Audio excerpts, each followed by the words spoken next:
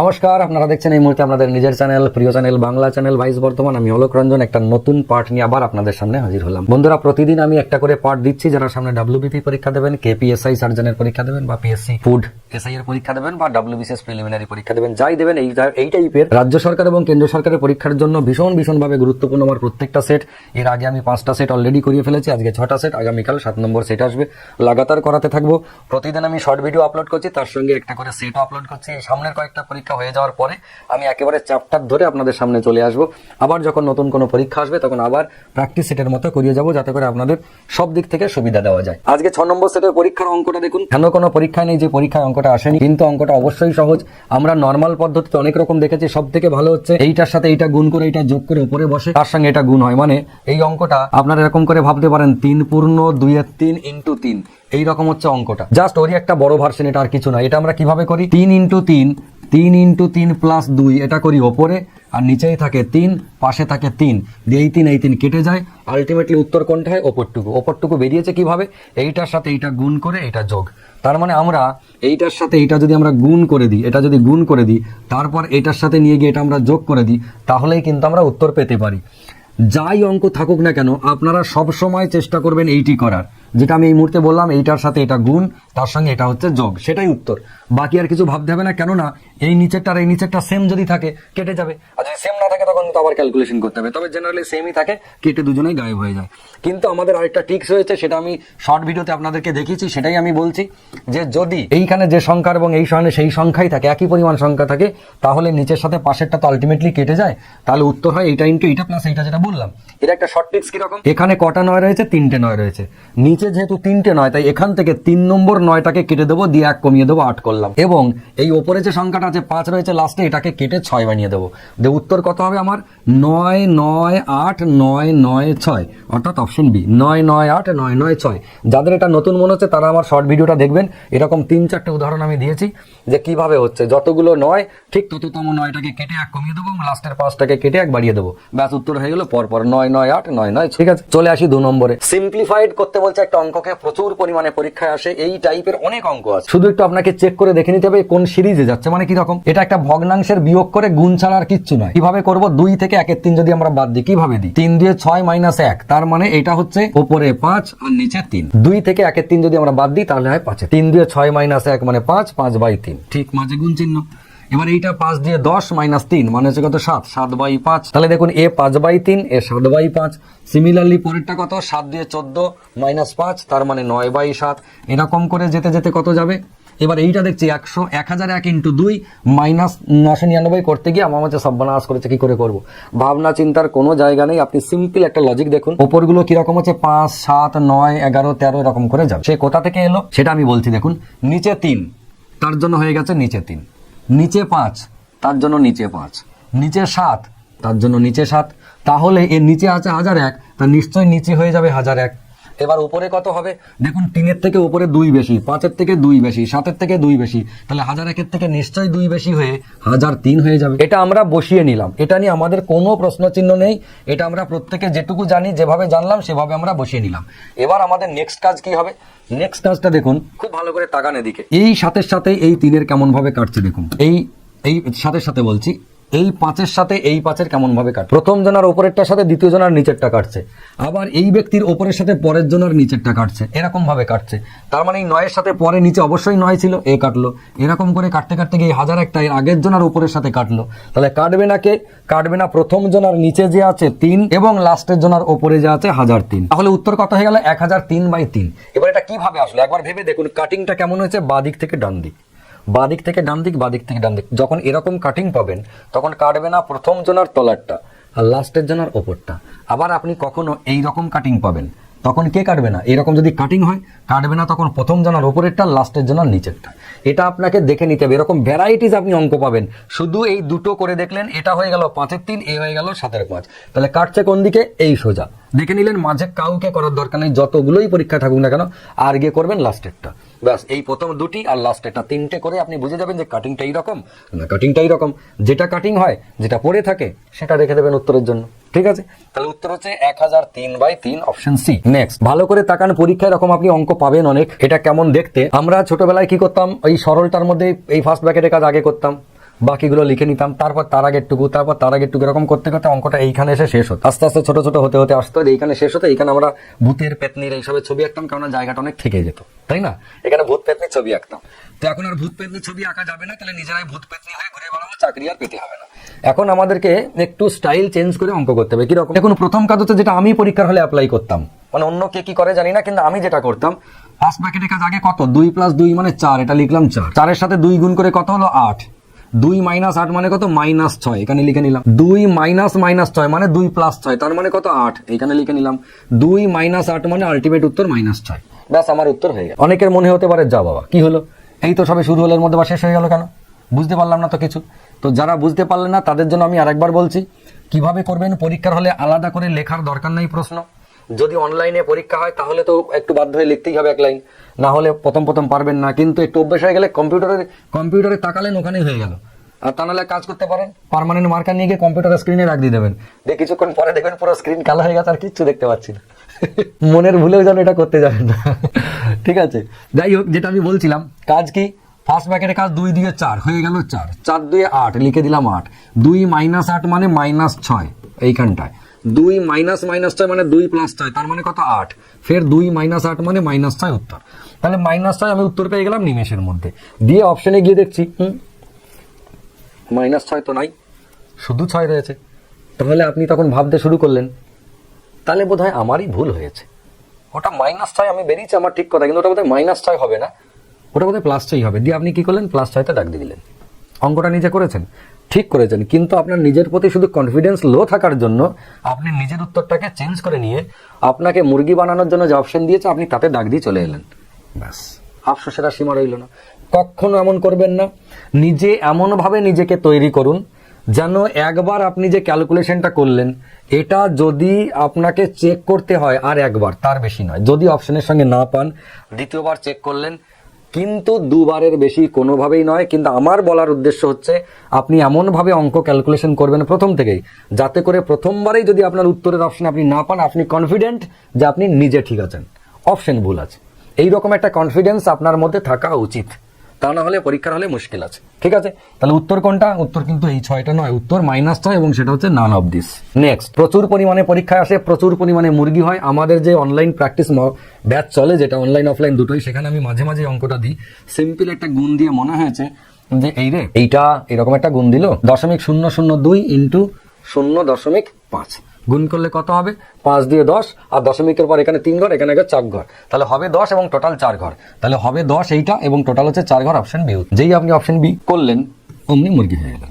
কেন? কারণ হচ্ছে দশমিকের পরে এই লাস্টে শূন্যর আর কোনো দাম থাকে না। শূন্য একটা কেন, 1000টা দেওয়া যায়, কিন্তু দশমিকের পর ডান দিকে শূন্যর দাম থাকবে না কোনো। আপনি যদি ক্যালকুলেটারে এটা করেনও, এই গুণটা ক্যালকুলেটারেও যদি করেন, দেখবেন আপনাকে অপশনে এইটা দেখে 0.001, তারপরে শূন্যটা আর থাকবে না। আবার ওইটা আপনার কাছে থাকবে না, ওটা সবার লাস্টে থাকবে, ওটা সবার লাস্টে থাকবে, নইলে নান অফ দিস থাকবে। মনের ভুলেও যেন এইটাকে করতে যাবেন না। এর বদলে, এই উত্তরটার বদলে যদি আপনার কাছে নান অফ দিসও থাকে, তবু আপনি যেন এটা ভাববেন না যে এই অপশনটা তো আছে, অরিজিনাল অপশনটা তো নাই, তাহলে তো আমাকে এটাই করতে হবে না। কোনো দিনই নয়, কোনো দিনই কোনো কিছুর বিনিময়ে এই লাস্টের শূন্যটাকে রাখা যাবে না। তাতে অপশনে নান অফ দিস থাকলে আপনাকে নান অফ দিসটাই করবেন, মনে করবেন এই উত্তরটার বদলেই নান অফ দিস দেওয়া আছে। আশা করি বুঝতে পেরেছেন। প্রাইমারি পরীক্ষাতে এই কোশ্চেন দিয়েছে। নেক্সট দেখুন, খুব সুন্দর অঙ্ক। যারা দুধ বিক্রি করেন তাদের জন্য এই অঙ্কটা, কিন্তু সেটা কিছু ভাবলে চলবে না। আমি এখন একটা কথা বলবো, মন খারাপ করলে চলবে না। যাদের দুধ বিক্রি করা ব্যবসা, তাদের কাছে ক্ষমা চেয়ে নিচ্ছে, আর কিছু মনে করলে চলবে না। সেটা হচ্ছে, খাঁটি দুধের সাথে কি অনুপাতে জল মিশিয়ে। আসলে দুধের সাথে এই যে খাঁটি দুধ, এটা বোঝা খুব মুশকিল, আজকাল সন্দেহ হয় এই কথাটা নিয়ে। খাঁটি দুধের সাথে কি অনুপাতে জল মিশিয়ে ক্রয় মূল্যেই বিক্রি করলে, ভাবা যায়? ক্রয় মূল্যেই বিক্রি করলে 30% লাভ। এবার ভাবুন তো, খাঁটি দুধ আপনি ক্রয় মূল্যেই বিক্রি করছেন। আমাকে একটা কথা বলুন, আমি যে দামে দুধ কিনে আনবো সেই দামেই যদি বিক্রি করি, তাহলে আমার তো লাভ লস হওয়ার কথা নয়। কিন্তু তা সত্ত্বেও আমি লাভ করছি, মানে কি? তার মানে হচ্ছে আমি যেটা লাভ করছি সেটা পিওর জল। যতটা লাভ ততটাই জল, বা যতটা জল ততটাই লাভ। কেননা আমি কেনা দামে বেচছি। যদি কেনা দামের থেকে 40 টাকা লিটার কিনে এনে 50 টাকা লিটার বেচতাম, আরো জল মেশাতাম, তাহলে জলেরটা তো লাভ বটেই, উল্টিয়ে খাঁটি দুধেও আবার লাভ করছিলাম 10 টাকা করে।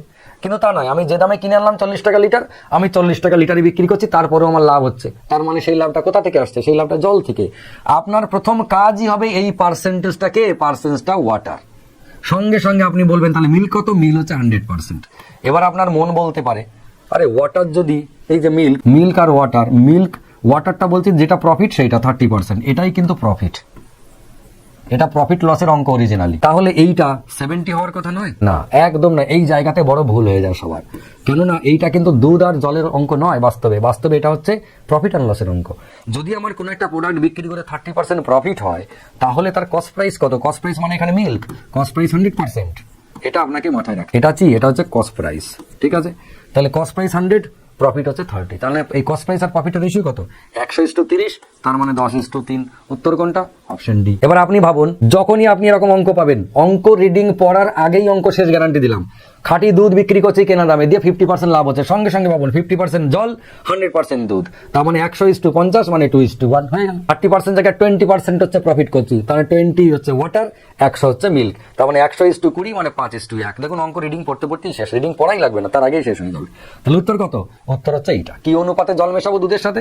10:3। নেক্সট, খুব সুন্দর অঙ্ক, খুব পরীক্ষায় আসে। একটা বর্গক্ষেত্রের বাহুর দৈর্ঘ্য 10 মিটার, একটা বর্গক্ষেত্রের বাহুর দৈর্ঘ্য কত? 10 মিটার। তার ভিতরের চারদিকে পরিসীমা বরাবর 1 মিটার চওড়া রাস্তার ক্ষেত্রফল কত? তার মানে এই যে দেখুন, একটা বর্গক্ষেত্রের বাহুর দৈর্ঘ্য 10 মিটার, তাহলে একটা বর্গক্ষেত্র আমি আঁকলাম, এই যে তার বাহু এটাও 10, এটাও 10, সব কটা 10। ভিতরের চারদিকে পরিসীমা বরাবর 1 মিটার চওড়া রাস্তার ক্ষেত্রফল কত? ভিতরের চারদিকে মানে রাস্তাটা কিরকম হবে? রাস্তাটা হবে এরকম। এখান থেকে গেলাম, মনে করুন এটা 1 মিটার চওড়া রাস্তা, ফের এখান থেকে নিলাম, এটা 1 মিটার চওড়া রাস্তা, ফের এইদিকে এলাম, এটা 1 মিটার চওড়া রাস্তা, ফের এইখানে উঠলাম 1 মিটার চওড়া, এইটা হচ্ছে রাস্তা, ঠিক আছে? তাহলে রাস্তাটা আমরা কিরকম বানালাম? এরকম বানালাম। এই রাস্তার ক্ষেত্রফল কত? আমরা দেখুন বিভিন্ন রকম ভাবে করা যায়। একটা হচ্ছে বাইরের, এটা সবসময় যে সহজ হবে তা নয়, কিছু কিছু জায়গায় সহজ। বাইরের যে ক্ষেত্রফল 10 যদি হয়, তাহলে বাইরে বড় বর্গক্ষেত্রটার ক্ষেত্রফল কত? 10 × 10 মানে হচ্ছে 100 বাইরেটার।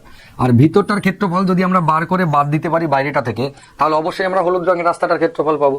তাহলে ভিতরটা কত? এখন এইটা যদি 1 মিটার চওড়া হয়, রাস্তাটা যদি 1 মিটার চওড়া হয়, তাহলে এই জায়গাটা কত? খেয়াল করুন, এটা হচ্ছে 1 মিটার, এই জায়গাটা, আবার এই জায়গাটা 1 মিটার, তার মানে 10 থেকে যদি দুদিকে 2 বাদ চলে যায়, এটা হচ্ছে 8। একই রকম ভাবে এদিকেও 1 বাদ গেল, এদিকেও 1 বাদ গেল, তাহলে এই ভিতরটাও 8। তার মানে ভিতরের যে বর্গক্ষেত্র সেটা কত? সেটা হচ্ছে 8 × 8, মানে কত? হচ্ছে 64। তাহলে 100 থেকে 64 বাদ দিলে কত থাকে? 36।